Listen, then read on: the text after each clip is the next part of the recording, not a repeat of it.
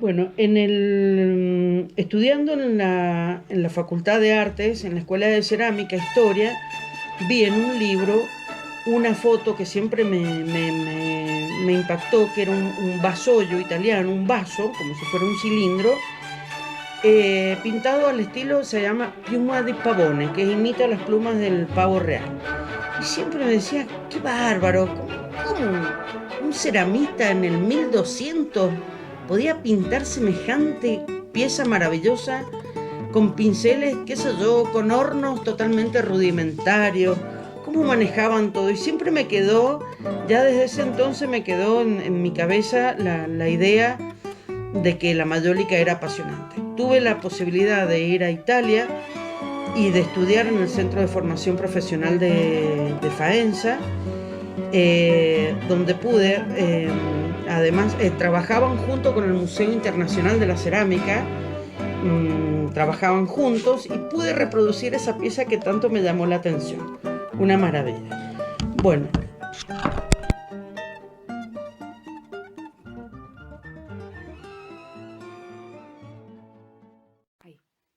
en Italia, en Faenza, en el Centro de Formación Profesional, nos preparaban para ser ceramistas especializados en la reproducción de piezas antiguas de museo.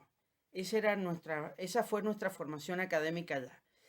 Y por supuesto, yo volví a la Argentina con esa formación, con una formación de reproducción de piezas históricas de museo, de piezas de a la porcelana, piezas del 1200, piezas del 1100, piezas de la época de Marco Polo, piezas de maravillosas piezas.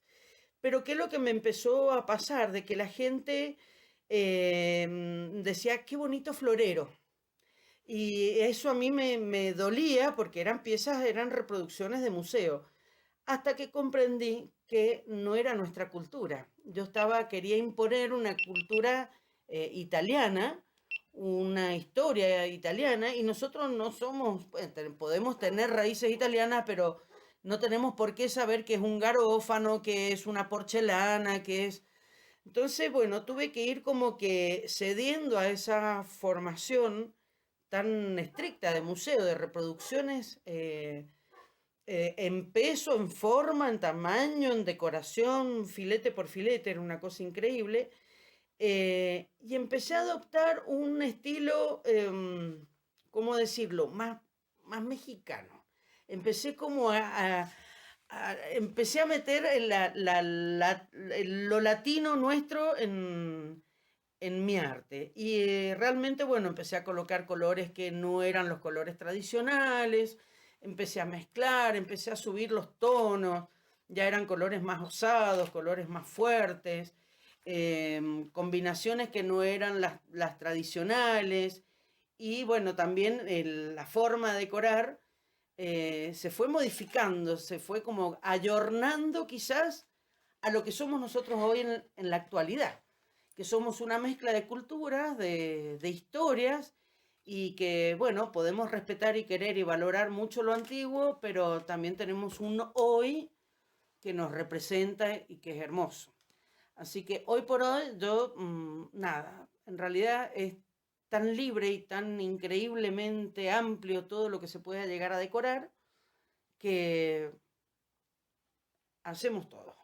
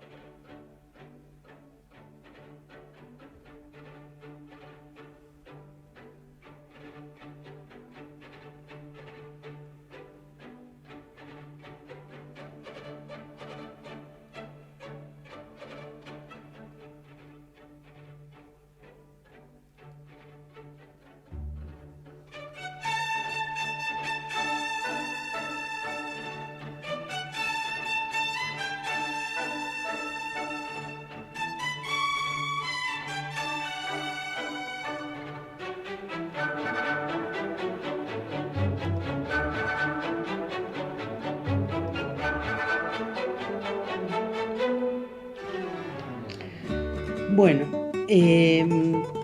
para hablar un poco de la historia de la mayólica, que es apasionante, o por lo menos para mí lo es, y es mucho, tenemos que hablar un poquito de historia, y es que la mayólica ingresa a la Argentina en el siglo pasado, especialmente alrededor del 1900, en Buenos Aires. Las grandes casas, con grandes paños y grandes superficies de mayólica. Hay que tener en cuenta que la mayólica en Europa se utilizaba para revestir las paredes para evitar el tema de la humedad. O sea, es un elemento arquitectónico que a la vez pasa a ser un elemento decorativo. Bueno, por supuesto, nosotros tenemos una gran inmigración de europeos en la Argentina, entonces ellos también traen estas reminiscencias de sus culturas y bueno, son adoptadas en la Argentina por todas estas familias.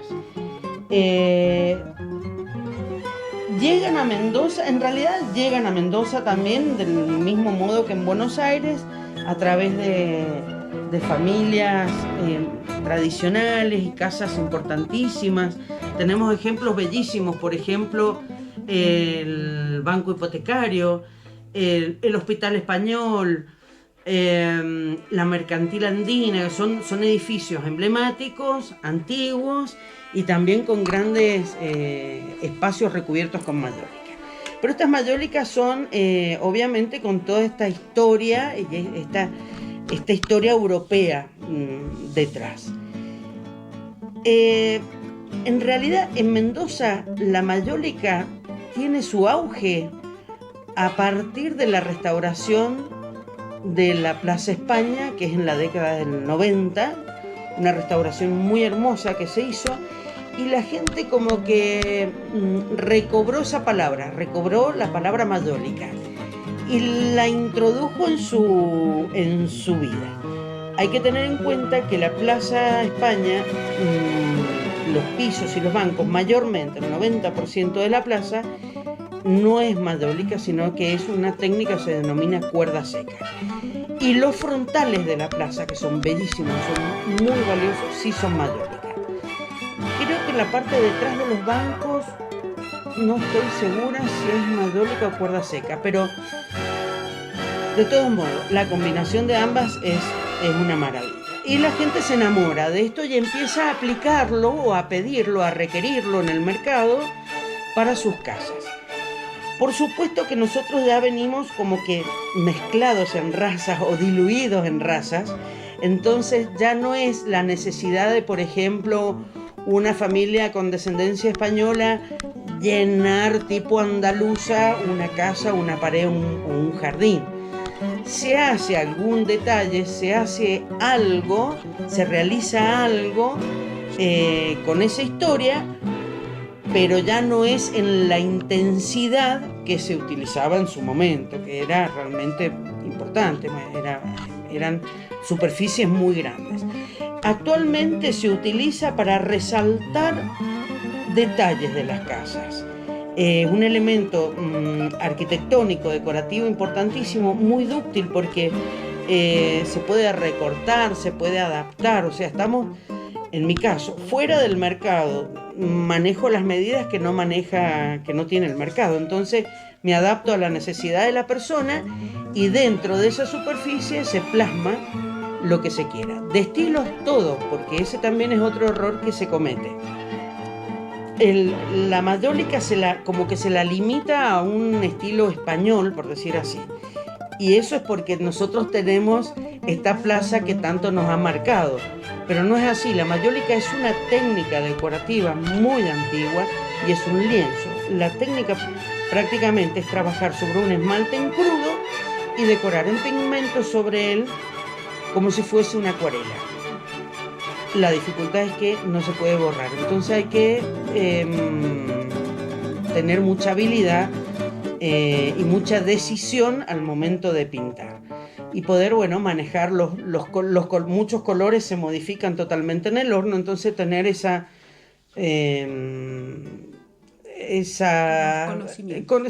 conocimiento previo de años de oficio, justamente para ver los distintos tonos que pueden llegar a quedar.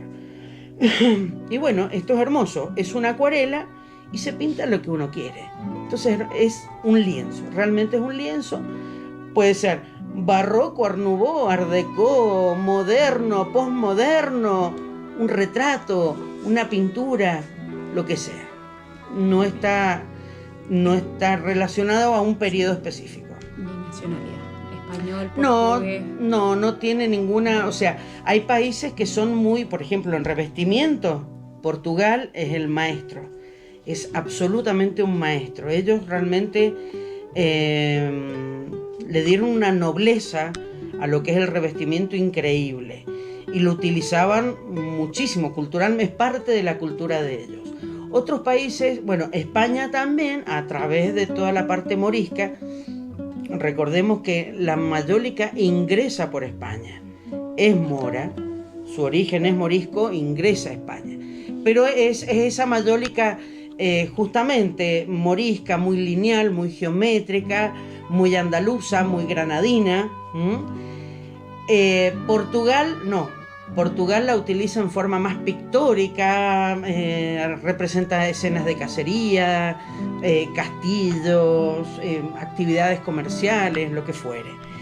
Y otros países de Europa directamente la utilizan, pero más bien en vajilla. Por ejemplo, Italia, más en el pequeño formato, no tanto en lo que es revestimiento en sí, sino más bien en lo que son formatos.